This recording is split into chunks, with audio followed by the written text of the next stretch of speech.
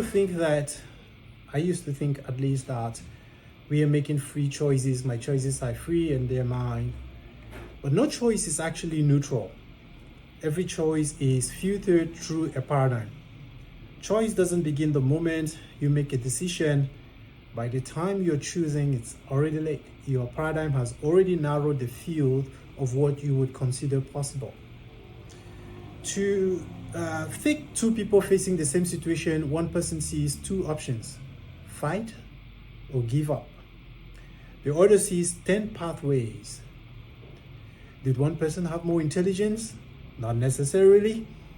The difference was the lens. The paradigm defines the menu of choices from which you can pick from.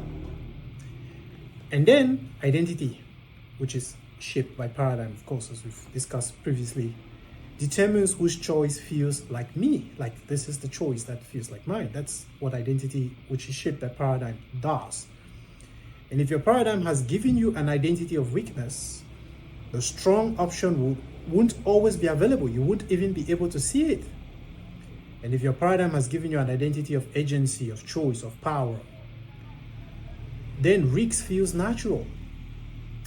That's why telling someone, just make better choices, behave, change the way you do things, and these people aren't always failing because of lack of willpower or because they are not so intelligent to see a better way of doing things.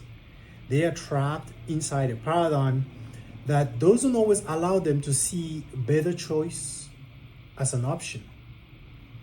So when you look back at your life and you see repeated patterns, don't only judge those choices, trace them back to the paradigm that made the choices inevitable. Like, you made choices, and at the time you were making them, you felt like those choices were inevitable. And you need to be able to trace back to why you felt that those were the only options you had, and why those were the only options you could say at the time.